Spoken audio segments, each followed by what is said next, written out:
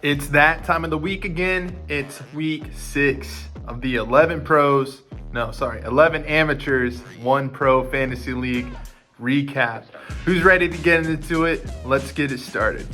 After this week, we got some huge standing shakeups. First off, we got Devin moving up to the number 1 seed. I moved down to the number 2 seed, and Andrew Burt, number 3 seed. I think Devin just has a habit of losing the whole league and then winning the trophy because it's looking that way already.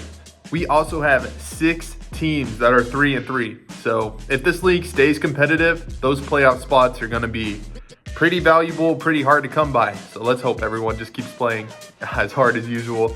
Okay, our first matchup, the highest scoring player this week was Devin's You Got a Pretty Mouth. He had 142.9 points, and Jacob's uncreative team had 131.52 points. Devin is now the number 1 team in the league, despite coming in last the previous year, as I have mentioned.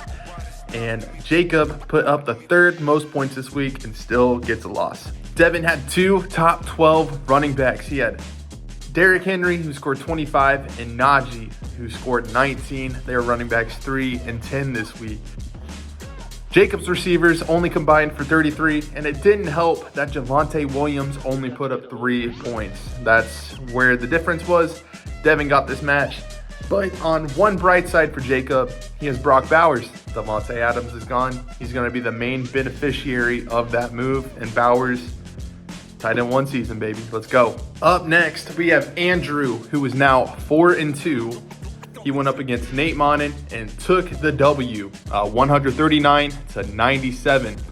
Andrew did have the number 1 receiver this week in Chris Godwin, dropping 30 points after Mike Evans lost for a little bit. And he also had Debo starting him off early Thursday Night Football with 20 points, with a huge 80-yard touchdown or whatever it was.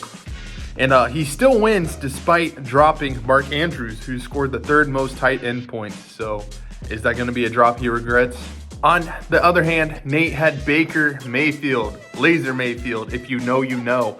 25.9 points. He was the QB2 on the week. And Brees finally looked good after Nate put him on the block. So we'll see if he still trades him. Nate's looking for something because he was so mad. He named his team Bunch of Bums. I mean, it was pretty bad because he had Jordan Mason left with injury, Rashid Shaheed left with injury, out for the season. DK caught 3 passes out of 11, not good. And Alec Pierce did not catch a single pass who was in his lineup.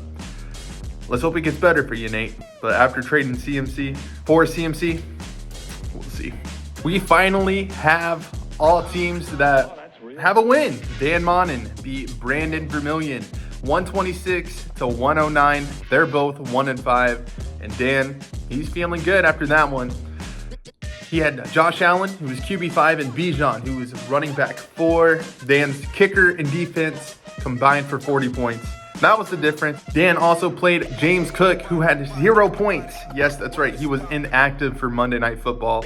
Didn't matter. He had the 4th most points on the week. Brandon is also fed up. He said he would give money to someone to take ETN or Wilson. Wilson did good. He had 20 points. But ETN got hurt and gave him negative 0.1.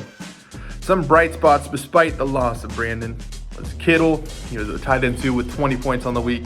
And Josh Downs, who had 16 points. He's looking like the receiver to have in Indianapolis. So he's probably happy to have him from his favorite team.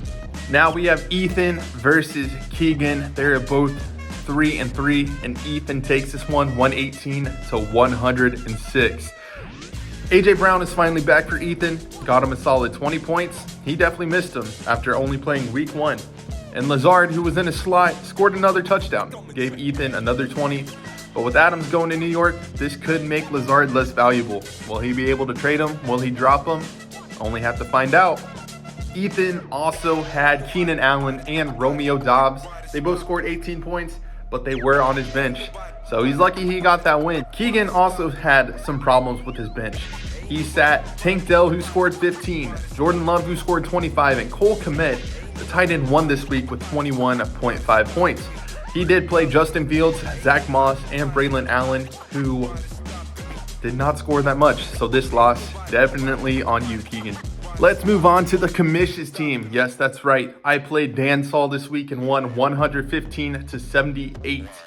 This moves me down to the number 2 spot, with Devin passing me in point total despite us having the same record of 5-1.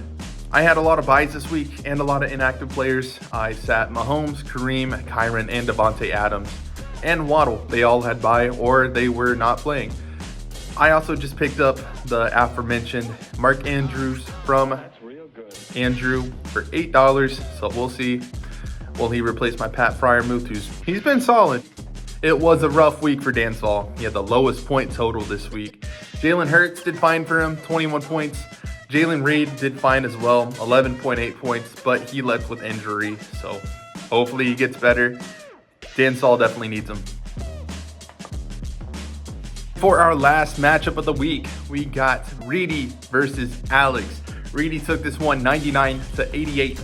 Alex lost his second straight game after being the number 1 seed 2 weeks ago. Terry McLaurin for Reedy had a huge 20-point game thanks to his 2 touchdowns. Deontay Johnson and Kenneth Walker both scored 16 as well with touchdowns. Chris Olave for Reedy was disappointing. He had 1 catch, a fumble, and a concussion. So that adds up to -1 points. And Alex has been hurting since Nico Collins and Aaron Jones has left. Their injuries are hurting him as well. Players who were putting up big numbers before did not perform for him. He had Marvin, he had 0 points, and he was concussed. He had Jake Ferguson, who had 3 catches for 11 yards, not ideal. And he picked up Justice Hill this week, who has been good this year, but he gave him less than 1 point. Week 7 kicked off yesterday, Thursday Night Football. We had the amazing game of the Denver Broncos versus the New Orleans Saints. It sucked. It was terrible. But Jacob and Reedy watched their favorite team destroy the Saints, and they were happy because Jacob had Javonte Williams put up 25 points, and Reedy had his favorite team's defense 23 points for the Denver Broncos. Another thing to look out for this week, we got number 1 Devin versus number 2 Brian.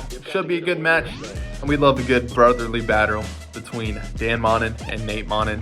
See if Dan can get his second win in a row after only winning his first one last week. Alrighty guys, catch you later. See you week 7.